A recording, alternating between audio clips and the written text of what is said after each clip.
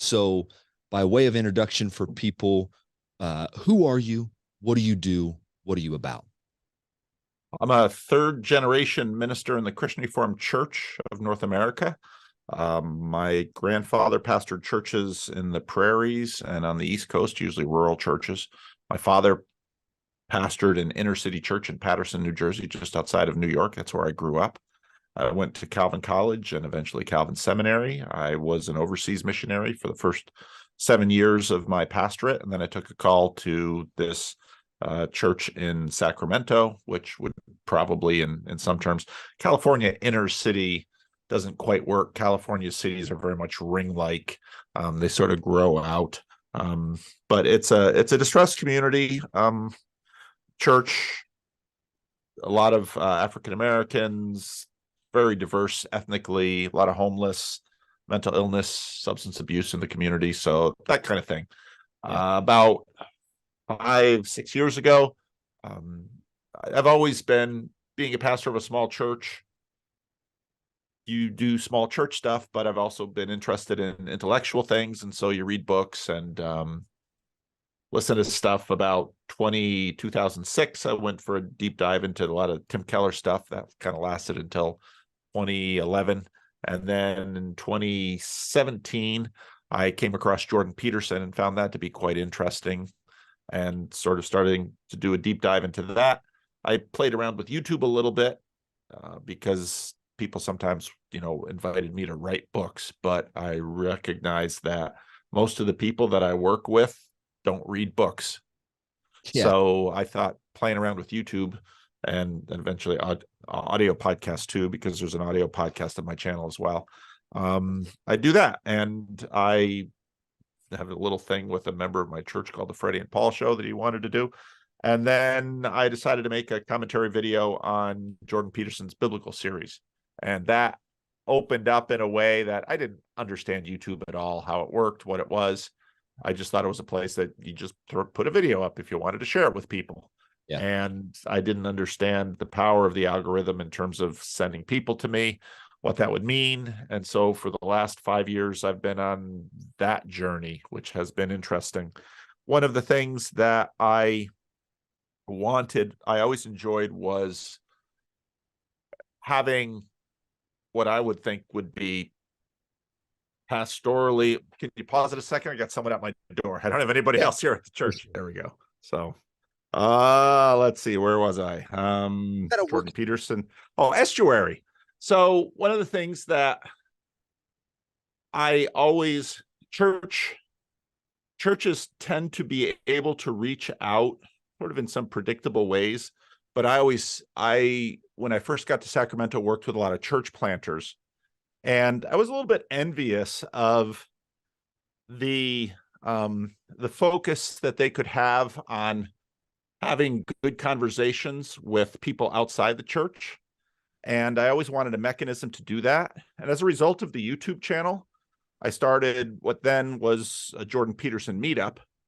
And then I could get, dozens of people coming to church for interesting conversation. And then when Jordan sort of went on his hiatus in 2019, what's that? I said you lost some content then when he was on pause. Right. And so then a friend of mine and I developed what I call Estuary, which is basically a conversational method to people come to church looking for $20 for gas or for food or for help with the utility bill. And I thought, why don't people come to church looking for good conversation partners to talk about what's most important to them? People come to church for Bible studies, and the church is able to do that. But I wanted to have conversations with people about what they wanted to talk about, what they thought was important. And I thought that would be important in terms of both pastoral care and evangelism. And so then we started this Estuary project. And so that's been another facet of my ministry, is helping these groups start in churches all over the world. So interesting. Doing a bunch of stuff like that. How does that work? What does that look like structure wise? Well, basically, a friend of mine, John Van Donk in Southern California, he saw what was happening around my channel, and he really encouraged me to do the meetup thing. But then we realized that people can only talk about Jordan Peterson for so long, and you kind of hit bottom. Yeah. And we needed a process by which a group of 6, 8, 10 people in a circle, and if you have more people come, you can split them into smaller groups. And churches are used to doing this kind of thing. 6, 8, 10 people could basically, by going around the room and talking about what's on their mind, what they've been thinking about, and then having the group decide what topics to begin with, that you could have a good group experience of talking about things that were of interest to the group, that wouldn't sort of devolve into, let's say, if there's one person that's talking all the time or one person's particularly forceful, you could kind of allow, not have sort of those conversation killers destroy. Because in a Bible study, well, we're here to talk about John 3, bang, or we're studying this book and we're going to talk about chapter 7. But what do you do when you have people coming in off the street that don't have sort of a common focus? And again, church provides that, and we do Bible studies and we do book groups, we do all those kind of things at church. But people walking off the street, they don't know the Bible, and they don't necessarily even care about what the Bible says. They're not interested in talking about that, but they do have needs and questions and wants and interests. And so these groups basically allow the group to pursue those interests. And for me as a pastor, I want to be in on those conversations. Yeah. And so that's what we're facilitating. Yeah. So are those normally like, being where you at, is that all lower income people? Is that a mixture of like very eclectic? Pause the recording again. The guy's right out my door. Usually doesn't happen. I'm usually by myself all the time. So no, as a pastor, so kind of what you're going for, or what you're talking about is, okay, let's I don't want to get distracted by my own question. Okay, it's usually an eclectic group of people is what you're saying about some of these groups. Yeah, well, about these estuary groups. Yes. Sunday tends to be Christians that come in. Estuary groups, like for example, say my group is a little different because I have this channel. Yeah. So I have people who come to me because they watch the channel. So I'll tend to get a few more people, and also people who are sort of, until they sort of get into the estuary rhythm, they're sort of attracted by my channel, but then they begin to understand what the estuary group does. My friend in Southern California who doesn't have a channel, so for example, he has in his group, most of whom don't go to church. He's got a Black university professor who teaches English that is really frustrated with the woke stuff.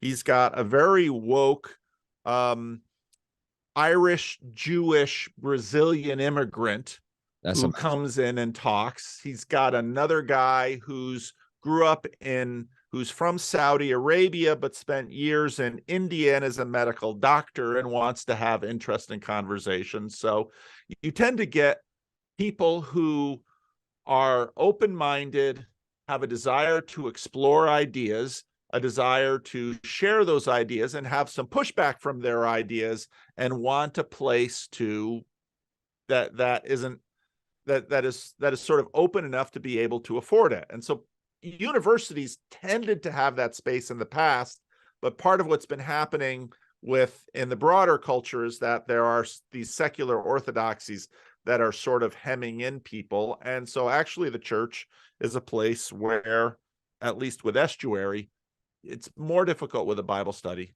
but with Estuary, where you can express the ideas that you have. And part of this grew out of me being a pastor, because one of the things that you figure out when you're a pastor is that churches, quite rightly, in a sense, are containers for ideas and beliefs.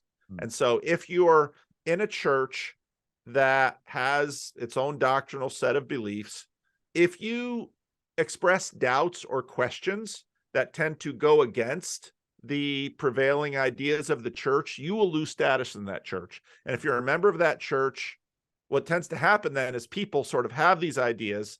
Maybe they'll talk to the pastor about it quietly, but they don't actually have a place to process these ideas. Yeah. And so Estuary in that sense can be both a place, I talk about Estuary being church adjacent. It's both a place where people outside the church can sort of play with ideas, and people inside the church can sort of take a step out of the church and talk about what they're thinking and feeling. And again, as a pastor, many pastors have the experience of someone, boom, they've left church. And it's like, where'd they go? Yeah. And then you visit them and you begin to talk to them and you realize they've been festering on, this thing has been festering in them for 2 or 3 years. Yeah. And the pastor wants to say, well, why didn't you tell me about this? I would have loved to have talked this. Well, pastor, I didn't want to bother you. And the truth is they would have felt tension within the church. And so it's easier for them to just completely leave the church instead of actually dealing with the issue. Sure. So Estuary is supposed to help with a bunch of those dynamics. Yeah. Just even you explaining that, there'd be so much anxiety about something like that, right? Like, churches hearing this idea would find that just so scary in the fact that you're going to invite people who don't believe in our theology to come in and have ideologies that they want to spread. And then in addition to, like, you're asking Christians to kind of go into a space where they're not having the guardrails of catechism and the guardrails of, your confessions there, right? Like, that just seems dangerous. Some people would say that was dangerous, but I think one of the things that I kind of enjoy about your channel, and you describe yourself as this, like you as an individual are an individual of high openness. Like, you're just willing to have the conversation, have the, hear the thought, right? Whatever it might be. But a large group of Christianity finds that just innately threatening. Yeah. Why shouldn't it be? Why should we be more willing to go to an estuary? Because there's conversations, and not to go down any of these rabbit trails, but like woke ideology and transgender ideology and MAGA and, secularism. I mean, there's so many competing ideologies. And if you're stuck in the middle as someone like me, you're just like, well, I just want to kind of hear the details, but you're kind of skirted away from that. So, okay. The question is, why shouldn't we be afraid as Christians to kind of think in rooms like that? I don't think there's anything wrong with hothouse tomatoes, but they're always dependent on their greenhouses. And when I read the New Testament, when I look at the ministry of the Apostle Paul, he went into, where didn't he go? In many ways, the Apostle Paul's ministry usually began in the marketplace. Maybe Paul was, he was a tent maker, and that, because the tents, they didn't have canvas or vinyl, they had leather, they had animal skin. So he was a leather worker, basically.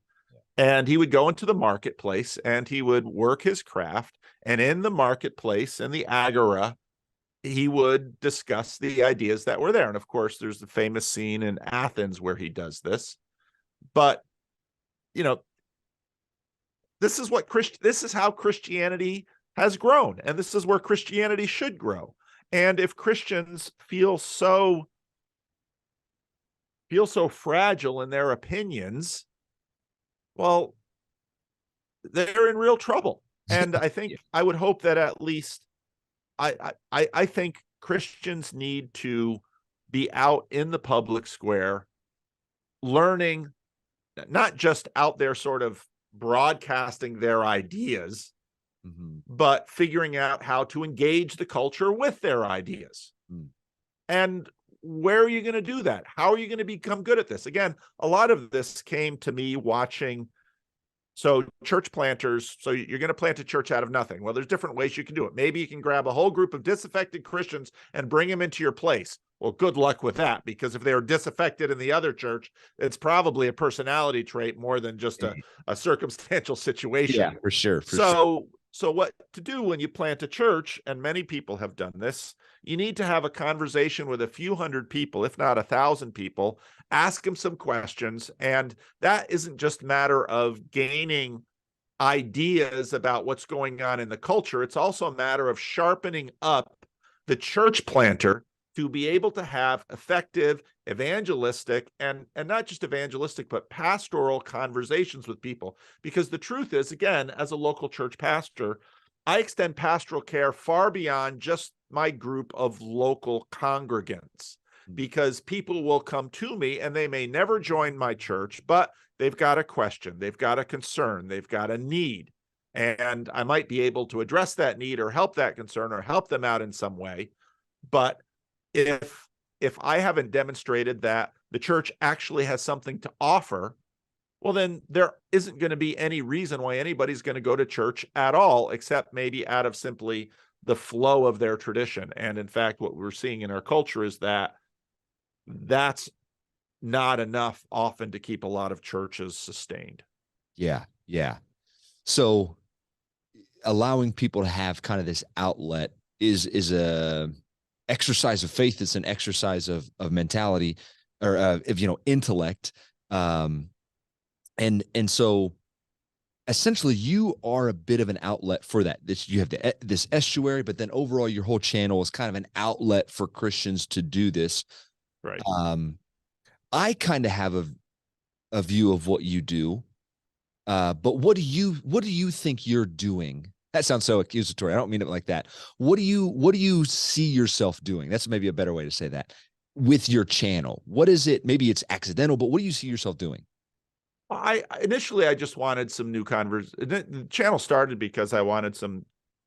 I found what Jordan Peterson was doing with his biblical series very interesting, and I wanted to talk about it. And nobody in my church was watching that. Most of the people in my church are old. They don't watch YouTube at all. Yeah. If they're on anything, it's Facebook, and I don't particularly like Facebook. Yeah. So I wanted people to talk about this with, and I thought, I'd make a few friends via YouTube, and that would be good. And what I found is I made a few thousand friends. What I discovered was that most Christian YouTube looks like there's first concern trolling. Here's an item of concern out in the culture, and here's the Christian answer. Yeah. And a lot of Christians watch that, and that's absolutely fine. There are a lot of things to be concerned about, and there are wonderful Christian answers, and many people on YouTube can adequately express a whole bunch of different Christian answers. Yeah. The way that I have seen, the way I see people work is that answers are fine things out there in the world, but many more people are engaged by and through relationships. And so helping to create relationship. Now, I can only have a relationship with a certain number of people because I'm a human being. I have 24 hours in a day. I've got to sleep. I've got to eat. I've got a church. I've got a family. I've got all those things. So I've got a certain amount of relational capacity. And pastors and churches are always dealing with this issue too. Because often someone comes into a church, they visit a church, they hear a sermon, or they like the worship service, or they shook hands with the pastor, and they needed a conversation with the pastor because they had a fight with their wife, or they're in trouble with some addiction, or their job isn't going well. And so they sit down with the pastor one or two times. The pastor makes them feel better. It's like, oh, good, I'm going to be a part of that church. Well, the thing that they very quickly realize is that the pastor is doing a job, and it's not like you can walk into a church and suddenly be best friends with the pastor when he's got hundreds, if not thousands, of other people that he in fact has to relate to and do all of this stuff with. And so the job of the pastor is to knit together a community where the pastor's still around and the pastor has a specialized task within the church. But for the most part, a lot of the needs of the people have to be met by the community of the people. Yeah.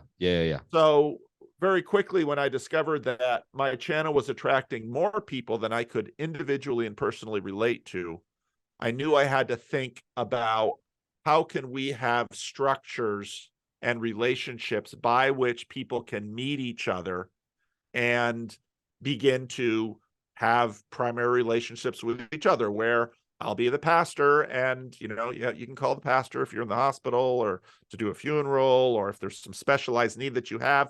But in terms of the normal everyday discipleship and pastoral care, that's going to be handled probably between interpersonal relationships and in small group settings. This is basic church methodology today.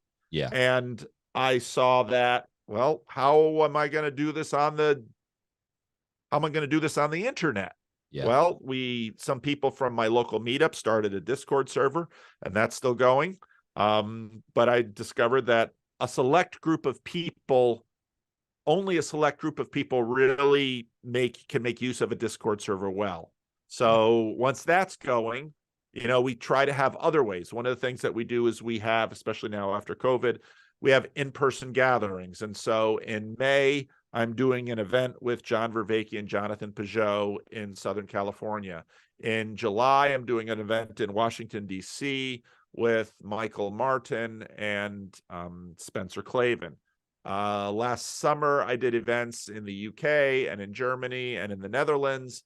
And the goal there is to, just like with my estuary groups and my meetups, people will come because they watch the channel. But what I really want them to do is to go and meet other people and build relationships that will help further these people's development, hopefully their walk with Christ and into Christ. Now, as with almost all other church work, I help somebody out, let's say with money for gas, or because they had a fight with their wife, or because they're feeling depressed or something like that. That won't always yield to that person becoming a member of my church. Sometimes that person will become a member of another church. Sometimes that person won't be a member of any church at all because they're already participating in a different religious community. This stuff happens if you minister in a very cosmopolitan area. Yeah. And so as a pastor, you look at that and you say, all right, well, they're a better Jew. And you say, praise God, you plant seeds, you leave that stuff to the Lord, but that's pastoral ministry. And so between estuary groups, Discord servers, YouTube conversations, other kinds of in-person meetings, hopefully we can help people make progress. And part of the reason that a lot of the events that I am doing, like my event with Jonathan Peugeot and John Vervaeke. Jonathan Peugeot used to be evangelical, moved to Orthodoxy. John Vervaeke grew up in a fundamentalist home and in many ways has sort of become post-Christian. He's exploring Neoplatonism now. So I wanted to have a community where people could look at it and say, I'm going to go to that conference. Vanderklay's a Christian. I get that. I'm not afraid of him because he's a Christian. In fact, we have two different kinds of Christians here, and then we have a non-Christian here. But we're going to have conversations together. Yeah. Because what happens to the church often, it gets very insular. Yeah. And very quickly, Christians lose the capacity, at least within the church. When they're out there working, they can talk. But within the church loses the capacity to actually have productive conversations with the broader world beyond the church. Yeah. So speaking of this conference that you're talking about and kind of the not the genre, but the theme of the conference or the topic of the conference is finding a spiritual home. Is that right? The quest for a spiritual home. Quest for a spiritual home. And it just made me think our church, my pastor's a big fan of Francis Schaeffer. And so Francis Schaeffer had L'Abri. L'Abri, for those who don't know, is this kind of spiritual community, but it's analog. It's in person, where people come from all sorts of faiths could come and you hear, you talk philosophy, you talk theology. And so that really reminded me. So now you're shaking your head. Like, is that intentional? Are you stealing from Francis? How did, this is interesting. How did you get to creating this? I didn't have Francis Schaeffer in mind when I started doing this, but very quickly after I started doing this, I began to have conversations with usually older people, because L'Abri was a little bit before my time, that said, I was in L'Abri. I went there. Yeah. And what I see you doing reminds me of L'Abri. Yeah. Now, I don't have a chalet with a big table where we're going to have meals. And anybody who went to L'Abri, but L'Abri basically started in many ways with the same thing. Because Schaeffer's story is a fascinating one. But there are a number of people who look at what's happening here and say, yeah, this is very L'Abri-like. Yeah. And so I welcome that comparison. Yeah. It's very, because you're a Dutch Calvinist. You've talked about in the past, Abraham Kuyper's kind of in your tradition, and Kuyper and Schaeffer are more that kind of presuppositional, apologetic to where it's like, hey, we're going to talk about assumptions. We're going to talk about worldviews. We're going to get to the base of what your ambitions and what's going on in your heart, rather than, hey, DNA is shaped in such a way that it would be folded so specifically. You know what I'm saying? Like, that's the modern evangelical world is so obsessed with, like you said, the answers. You said something last week on one of your videos, and I'm sure there's so many, you make a lot, so that's a blur. But you talked about how a lot of the Christian YouTube world is stuck in the 90s. And and to me, I kind of interpreted that, and obviously you can correct me if I'm wrong, was like, we're focused on a lot of like our tinkering of theology, which is, it's good, it's important. But like there's a broader cultural shift that's going on that we're missing the moment. Like we're missing the conversations, we're missing and I think there are people who are trying to do that. I mean, you're a part of that, but I think a lot of Christian YouTube, and me, I'm a part of that, I guess. A lot of it is, hey, it's heretic chasing, or it's like kind of lambasting the bad man, but not necessarily not giving you the framework to say, hey, here's why they're wrong. Not just like, hey, they're wrong and they're bad, don't touch the bad man, but like, no, philosophically, theologically, ideologically, here's why their argument is just kaput, and so, but we don't equip people that way. So it's interesting to see this, and that you're willing to stand up with a Vervaeke who's going to talk about Buddhism, and he's going to talk about, he's like this in genetics and kind of DNA and all that stuff, but you're not intimidated by that. Which sometimes I am. Yeah, I mean, that guy is just wicked smart. And so it's like, yeah, that's right. You hear a conversation and you have this, I mean, you don't open an estuary meeting thinking, I'm going to have all of the answers. Yeah. What you do want to communicate is, I'm not afraid of your questions.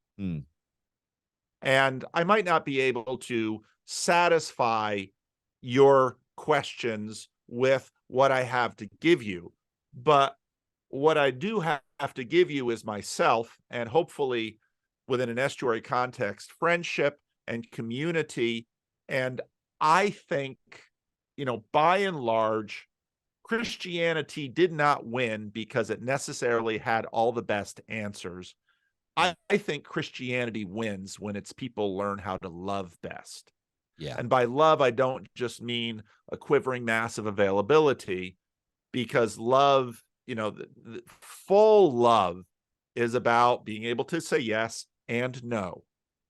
Every parent who loves well says yes and no. The parent that only says yes isn't loving. The parent that only says no isn't loving. Yeah. It's yes and no, when and where. And so I believe in Christian witness, but I think Christian witness is always relational. And finally, when what Christ affords us is this capacity, if we can love better than the rest of the world, the gospel and Christianity will win, because that's at the center of our calling. Yes. I want to get back to that point towards the end. I don't want to, because I have a question for you about kind of in that vein, but I want to hold off to the end. You're creating this community, right? Of questioners, of seekers, people who feel like they want to be home. And Lewis and kind of Chesterton are such good, they kind of add to that language of like, here's the ultimate myth is in Christ, and you talk a lot about that. But that is, I think, distinctive. What you were trying to do is distinctive from what a lot of the internet community is. And here's what I mean by that. You talked about this week kind of swarms and beasts, and people, I'll link a description so people can talk about that. But essentially, we have swarms of internet users who are flocking around ideas, and those ideas are bumping into other ideas and creating new ideas, yada, yada, yada.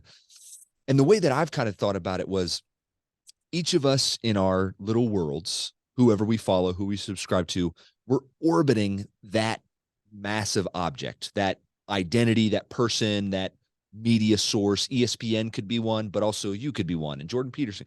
And we're all kind of orbiting, and I'm a little satellite that orbits this, but then I also orbit that. And I'm kind of free to orbit where I want to orbit. So what we do is, I kind of, in a lot of ways, as just a consumer, as a watcher, I relinquish myself over to your orbit, and I say, hey, just do for me what I can't do for myself, i.e., think critically. A lot of times we're not trained well to think critically, but also fight for me. There's cultural battles. So, if you're a Tucker Carlson person, he'll fight for you, right? If you're a Rachel Maddow person, she'll fight for you. So you kind of get in their orbits. And so we each have that person that we kind of can adopt as an avatar. We can kind of go, all right, I am Candace Owens for an example, or Destiny, or Milo Yiannopoulos, right? Whoever your guy is, and they can fight these battles for you. How do you see that in what you're doing? Because in a way, you're a bit like that, right? Maybe to a lesser scale than Jordan Peterson. But I think what you're doing is maybe more, I don't know, kind of socially responsible, because a lot of those people, there's no touch with the orbit, right? There's no touch with the mass. Like, you're going to go have meetings, you're going to have a Discord, you're kind of creating healthy relationships in the analog that people get to have. Yeah. So ultimately my big question is, how is that affecting people overall, but then maybe as Christians? What do you see? That's a good question. I hope well. It's, there's a lot of question of scale here. What I've seen is that there are some people that started following my channel right away, and sort of hierarchies develop. They started their own YouTube channels. They have their own gatherings. And that's really, really very much what I want to see. Because again, with this Dunbar number, I have room in my life for, let's say, 120 people. I have 25,000 subscribers to my YouTube channel. Now, that number doesn't mean what we tend to think it means, but it's obviously way too large than I can manage just at an interpersonal level. So then there are other channels with other specialities that are sort of sub channels. And you might look at a hierarchy and say, well, I'm sort of a sub channel of, let's say, Jordan Peterson, as is, say, Peugeot and Vervaeke. So there is a hierarchy that scales. But what I've most wanted to communicate is a relational pattern that is secure, not fearful, Christian, not nihilistic, at least informed somewhat by tradition, but not traditionalism, and open to engagement from people to not only explore, but also develop around themselves. In other words, the biggest flattery someone can give me is to do like I'm doing. Whether it means starting a YouTube channel or starting an Estuary group, or, some of the interesting things that have started is that there's an art group who began, and they're working on art, and there was a writing Discord that started, and they're working on their writing, and a bunch of people had their own little YouTube channels. They might not have a lot of followers or viewers, but they've got enough to keep the conversation interesting and productive. And again, the goal here is not, I'm going to establish a big YouTube channel so I can get rich. The goal here is, how can we use this technology to build relationships between people that are helpful and productive, in terms of, we can use secular language in terms of their own personal development, or we can use Christian language in terms of their walk into the form of Christ Jesus in this world today. And for me, that's sort of the metric of success. There are ways to grow YouTube channels large, and in some ways, my YouTube channel is both too small for certain things I want to do, but often too large for other things I want to achieve. And so figuring out how to do that as I go, that's a challenge. But again, my goal is, again, as a pastor, you wind up doing funerals. David Brooks nicely talked about resume virtues and eulogy virtues. I think the church does well when it helps people really develop their eulogy virtues. Resume virtues are fine. We want people to succeed in their careers. Yeah. But these eulogy virtues, even now, in putting together the event for May, I was meeting with one of the OG people who found my channel early. And are you coming in May? Well, I don't know, because such and such and such and such and such and such a person aren't coming. So therefore, I'm not going to come. Yeah. And I very quickly realized that the event should be about community more than listening to a speaker, because you can always hear all of us on YouTube. Yeah. What you really want when you come there is to make new relationships, spend time together. Right. There's a group of people who are camping instead of spending a night in the hotel, people that they've met online. And this isn't new to my channel, but to the degree that we can make it about something far larger than interest in Harry Potter or Star Wars or the Marvel Cinematic Universe. For me, and to me, I look at Harry Potter and all of these things. Those are sort of downstream from church. Church has always been about knitting together a congregation, and hopefully pastors come and go, but the relationships between people are what really forms us. Yeah. That's the kind of the irony of the internet, is that it allows us to connect to people that are so uniquely like us. It's an oxymoron, but very much, in our niche, but then separates us in so many other ways and fractionalize us in so many other ways. And so it'll be interesting to see in the future, how do we work through the muck of I have a group of community, but I'm nowhere near them, or I have a group of community, but I can never see them face to face. And what is that going to do for the mental health of us long term? And so it is a relief when you see a good friend, from far away, right? Dietrich Bonhoeffer talks about how, for a Christian who's in a pagan land with no one around, the best thing in the world would be a Christian brother. And that would be the best day of their year, is to be with somebody. And so, I mean, even if you're not a Christian, fellowship is still one of the greatest joys, right? And so it'll be interesting. It's great to hear that you're doing that, because I think we're lacking that in so many ways. People have way less friends today than they did 20, 30, 40 years ago. And I think we're going to die of loneliness. Yeah. I was just listening to a podcast where it was an Irish counselor, and basically she was making the argument, people are running after therapists way too much. I forget exactly how she phrased it, but people are sitting alone in their bedrooms with their computers and cell phones. That's how people are living their life. And in many ways, the internet and the cell phones and the social media can be really cool tools to make new friends.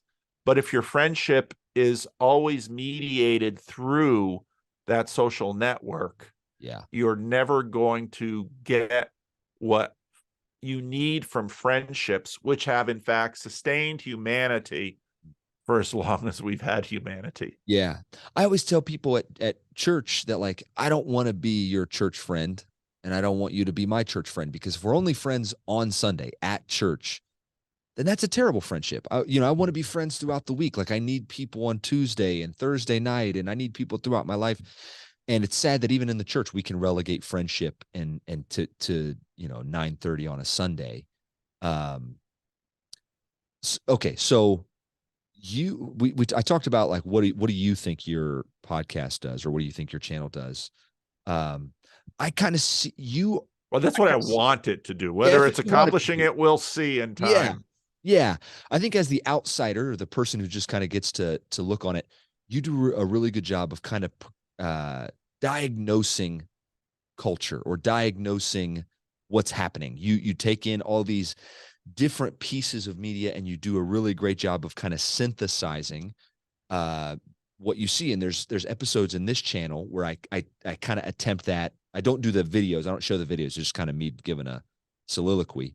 But you do this great job of kind of pulling, and it's amazing how you kind of have a great job of just synthesizing a fact or a reality or something that's going on in this culture that you see on a regular basis. It's this, I don't know, talent to be able to kind of pull all these disparate pieces together. Where do you see right now? We're kind of in this weird cultural moment.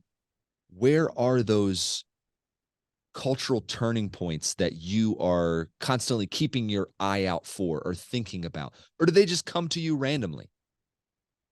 Like through the algorithm, I essentially, I get it. Yeah. My channel, there are different pieces of my channel. Part of my channel are conversations like we're having now. Yeah. Part of my channel is sort of community building. I do have a little bit of my church content on my channel. I do, part of my audience is Christian, and I also wanted to give some people on my channel who don't go to church just a little insight into at least some of what they might expect in a church. But a lot of my channel that you're really talking to now is sort of thinking out loud, and hopefully thinking out loud together. So, for example, this week, I've been interested lately in this podcast done by Megan Phelps Roper, who's an interesting person given what Westboro Baptist was during the Iraq and Afghan war, for example. And then she did a podcast about J.K. Rowling's. It's an interesting topic. ContraPoints weighed in again, who was on the podcast. So a lot of this for me is sort of processing out loud. I started doing this a number of years ago when I found Rod Dreher's blog. That's actually, I think, how I found Jordan Peterson first, is through Rod Dreher's blog. And what I really liked about Dreher's blog was he was looking at things and thinking out loud about it. And I found that helpful. And even before I'd found Dreher's blog, I'd been using my own blog for that.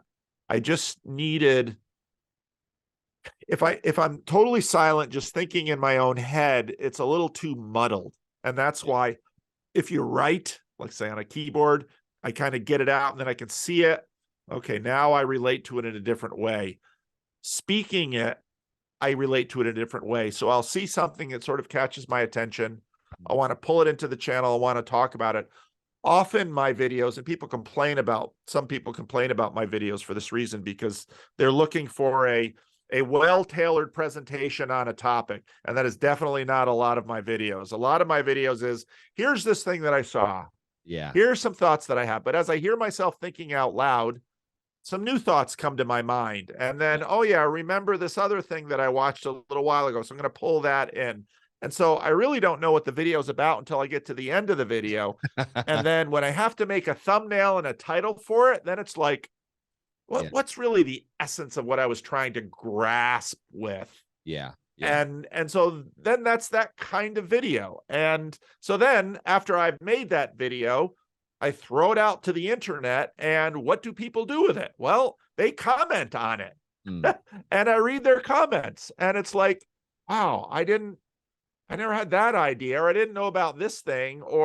And then of course, after you've been doing this for a few years, you know very little about the people who comment on your videos, except whatever their little YouTube handle is. Yeah. And, but then I started doing these randos conversations. Then the people who are commenting, well, now I see them like you and I see each other. Yeah. And then I ask them questions because they've been commenting at me, or maybe they haven't. But they've been watching my stuff and thinking together with me. So now we can think together. And now suddenly I have insights that I never would have had before if I had been cut off from my audience. Yeah. And now we can think together. And I think I think the church is intended to be a thinking, believing, praying, living community. But I also, if the church is going to be able to connect with people beyond itself, it's going to need to be able to do that with people outside, and it's going to have those skills to do that. So again, for me, this whole thing, and you're everything. You're the maintenance man. You're the preacher, you're the CEO, you're the shopkeeper, it's everything. So I got to get keys made now. So I got to, and they're do not duplicate keys. So I got to type out an email and send it to this particular key maker. And then I got to go down with my key and say, give me 10 of these. So I got to do that today or tomorrow. Okay. So you just kind of talking about this whole new station of your life has put you in kind of touch. And the thing that comes to my mind is like, I don't know. I say this in a really great way, is like, you're an oddball in the pastoral role. Like, imagine the pastors who are well known today, especially in our celebrity pastor world. They're never going to allow off the cuff conversation with a group of people, right? Because their duty is to kind of be a representative and kind of protect the ministry. And they're certainly not going to be, man, I don't mean this to be too negative, but I think the average evangelical church pastor is not equipped theologically or philosophically to think through certain things, or to kind of even be willing to rustle and tussle with some of these things. Not that you have to be, an absolute, monster in your mind, like super giant genius man, but all that, I don't think they would put themselves in that position. And I think when they do put themselves in the position of like, I've got a following, it's very much like, there's going to be some means that come with that are the benefit of it, I suppose. So I just think that's you've put yourself in a really interesting situation that not many pastors have done that. I didn't have a lot to lose. Yeah. I mean, my church it's an aging church. It's a dying church. If I had a church of hundreds or thousands of people, I could not do this. And I would have to be more careful about a bunch of things, because, and rightfully so, in responsibility. I think there are many, not all, but there are many local clergy, because I have many friends who can do what I do in terms of they're well-read, they're philosophically trained, sufficient to at least engage in a conversation. They are lifelong learners, so they continue to read. People will sometimes say, well, pastor, not all pastors are like you. I said, well, not all are like me, but I know many pastors who are like me. And many of them are in some ways more successful than I am in their local congregation, because they don't have time to spend all of this time on YouTube. And I'm just very fortunate that my congregation supports this. And now it's been a blessing for my church too. We have to resurface our parking lot, because it's starting to look like a lawn instead of a parking lot. And there have been, and I recommend, when people find me, if they want to support my channel, there's a link to the online giving thing for my church. If you want to support me, support my church, because my church is supporting me. And so this has become a way for this church to keep the doors open. We probably would have closed by now if it hadn't been for the online giving. And now with this parking lot project, a lot of, we've gotten somewhere like $20,000 given from people online, given to the church, and that's for a church our size, that's a huge thing. Yeah. Two more points before I get out of here with you. I don't want to take too much of your time. You had this J.K. Rowling. You've had a few episodes about this J.K. Rowling podcast. I had a guest a couple weeks ago share about it, and I was immediately enthralled. And then like the next week you were talking about it. I was like, oh, this is great. Then you have the ContraPoints comes back and kind of recants and goes, I didn't mean it. I shouldn't have done it. I shouldn't have done it. Right. And here's a few thoughts that like I just kind of took away from me that I wanted to kind of hear your thoughts on. Like, first off, there's this idea that if you do switch from a white nationalist to a progressive liberal, that you as an individual still have this secret hate in your heart. Is kind of the ideology that like you're still liable to change your mind, or you still got secret things in your, and it's just, what's fascinating is it's a very Protestant Reformation argument. It's a very, I mean, this is Tom Holland, right? Like, this is, you are not a part of the elect. It just made me feel like she is a Calvinist. And She is a Calvinist. she Yes, is a she Calvinist is. to her core. You are not elect. I am not elect. And you can't become elect by your own will. It is a foreordained. You are either, you know, a liberal ideologue or you are not. You are either a progressive from the foundations of the world or you are not. And it's just like when you hear that, you're like, oh man. And then there's no process in this, you know, vein of their Protestant, you know, denomination, the LGBT denomination. There's no sanctification. I just find that interesting that there's no ability to recover. There's no sinner's road of like, I'm going to recover and become a person that has, I went from this undignified image to this dignified image. For us, it's like, you know, non-reconciled to Christ, but then I become the image of Christ, like my bigger brother, my elder brother in Christ. And so I just find it so interesting that like, it's such a fascinating dichotomy of like complete Calvinism and no sanctification. And I just wanted to hear your thoughts on like whether you caught that as well. Oh yeah. I noticed that right away with wokeism. I thought, oh, this is just Calvinism. This is just Calvinism, except you don't have a path to redemption. You don't have people who say, thanks be to God, you know, who can save me? You know, the end of Romans 7, who can save me? Yeah. And Calvinists basically can say, thanks be to God. So they got the worst half of Calvinism and not the best half.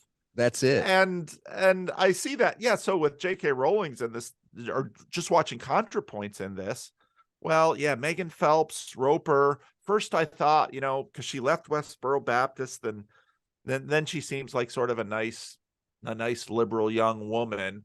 But well, now I got betrayed by her. So I guess once a bigot, always a bigot. There's absolutely no way out of her bigotry, no matter how much, you know, supplication or reformation or right thinking she does. There's no way out of her perdition of her bigotry. And it's like, you know, and part of what, I mean, Calvinists, seldom do we fully inhabit our doctrinal systems. Our doctrinal systems point to things, but so I among, let's say, Dutch Calvinists in the mid 20th century, there were some extreme groups, and these groups manifest different things. For example, there was one church where the elders would be by the door, and the elders imagined that just by looking at someone, they could decide who was elect and who was reprobate. It just, that's nice. You know, oh, wow. That's great. You know, I mean, that's better than gaydar, I suppose, because you don't have to pay any attention to the reprobate. And then when you listen to ContraPoints go on about these bigots, it's like, she's just like these Calvinists that I've seen, that have been part of my history and my tradition. And except she doesn't have the wherewithal or the theological tradition to understand exactly what she's doing. So and so then again, to go back to what I was talking about in terms of love, you know, Paul says, while we were yet sinners, you know, while we were yet sinners. Well, how does that square then with Ephesians and these from the foundations of the earth passages? Yeah, I don't know. I'll let Paul answer that. While we were yet sinners, you know, Christ died for us. And so it is in fact this capacity to love your neighbor all the way up to and including your enemy. Yes. That is the redeeming power of Christ. And to the degree that the church can embody this, and again, part of the church kind of goes off and becomes, well, love means always saying yes. It's like, no. I'm a parent. I understand that. You learn the word no. You teach your children the word no, because no is a really helpful word. And no doesn't mean always saying yes, and love doesn't mean always saying no. Love means learning when to say yes and learning when to say no. And so to the degree that and so, so ContraPoints is there basically saying all these people are beyond redemption, so the best we can do is block them on Twitter. Mm-hmm. Well, if that's your answer, I've got far better answers than you. So please come to my estuary, sit down, and let's talk about it. Will I be able to convince you? I don't know, but hopefully what I'll be able to do is show you what love looks like. Yeah. Because that is evangelism. Yeah. That the thing that I was thinking about after I watched that, I watched your video and then I watched her video. And there was no place for love thy neighbor. Pray for those who persecute you. And that's what makes Christianity so radical, is that the Christian looks at the Roman world and goes, I love you even when you crucify my whole family and when you burn down our church. Like that's, so there's no hope. So, okay, let me wrap it up. And so Megan Phelps Roper, even in that sick little church and community, which was actually an extended family in which she was raised in, she got that from them. She got that from them. Yeah. And when she left all of the crappy stuff they were doing, she kept that. Yeah. And ContraPoints zooms in on that and says, no, right, we won't love you. Yeah. Okay, well, please tell me what you have left for them then. Yeah. Beyond the genocide of human history. Yeah. That's their heresy, right? The heresy for them in their theology is there's no loving those who don't agree with us. Love cannot be afforded. Yeah. All right. So let me end on this. This is something I've been kind of curious about asking other guests in the past. This is very much a Tom Holland inspired question. Christianity topples the Roman Empire. It takes 400 years, but it topples the Roman Empire, and Christ, who was once on the bottom, is now on the top. At least it colonizes the Roman Empire. Yeah, right. And it does that through little bits. It's the leaven that leavens the whole. I got your question. I'm terribly sorry about this. Sorry. Anyway, you were revving up for a question. Revving up for a question. So essentially, the Christianity overthrows the Roman Empire, right? And it does it through piety, and it does it through, love, and it doesn't do it through the sword. We're in 2023. The evangelical world is very dispensational in its ideology or theology. It's hell in a handbasket. This will never this world is terrible. Will never overcome again. Will Christianity ever kind of pull another Roman Empire conquest, i.e. the Western world, whether that be Western Europe, America, yada, yada? I think it continues to do it. It did it to the Vikings. I mean, for a while, there were all this whole group of Viking shows on streaming TV, Yeah. And what was amazing is these Vikings come down and they're Viking, they're raping, they're pillaging, they're stealing. And you have all these Christians and they go into th's churches and here's their God splayed naked on a cross. And the Vikings are looking like, how's this supposed to, how's Jesus supposed to be Thor? Yeah. But you know what? He did.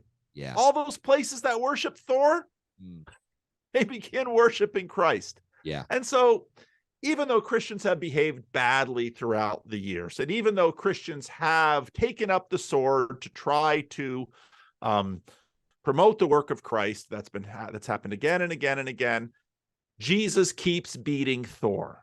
Yeah. And Jesus keeps beating Jupiter. Right. And it just keeps happening.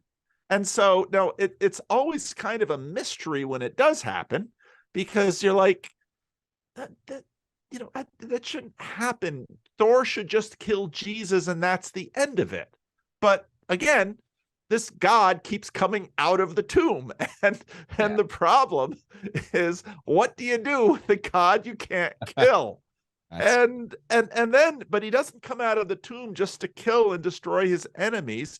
He comes out of the tomb and redeems his enemies, and he conquers through love. And so it's, Christians are always sort of in the space of thinking, well, how can we really how can this work? Mm. And it's a very fair question, but the historical fact is it does keep working. Yeah. And Yeah. the other historical fact, though, is that it keeps working through Christians getting eaten by lions Yeah. and Christians going up on crosses.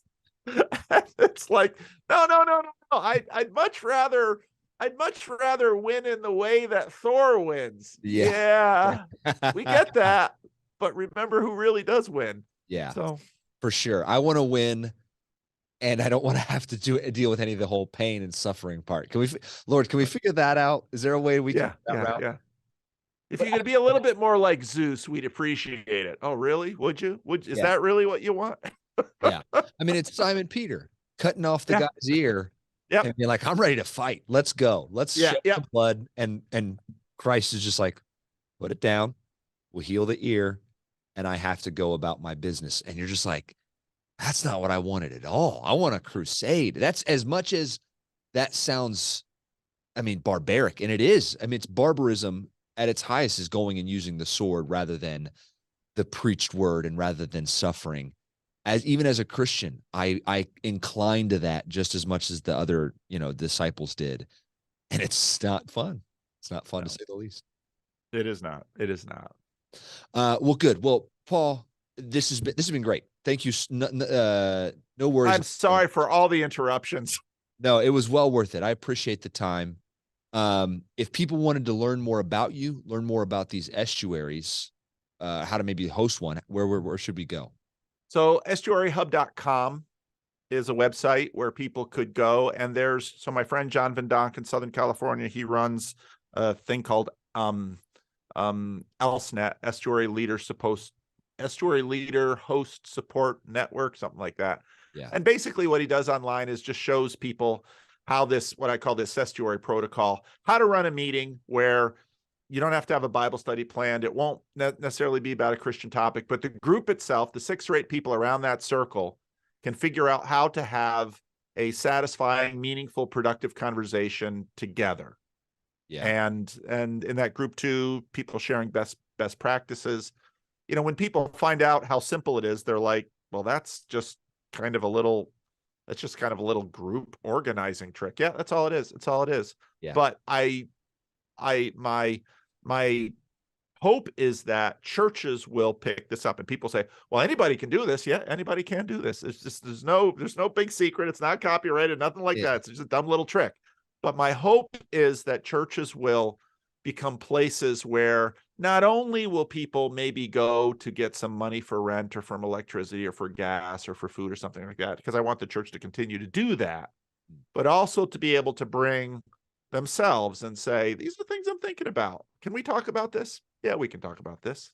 Yeah. And then if the people of God, if the church is in the room, if there are pastors in the room, then maybe that'll give the people a little window into, well, these Christians aren't sort of taking money out of the community. They're adding value to the community, and they're, I don't know if I want to join them, but I'm sure glad they're there. And to engage them with their ideologies, ultimately, his main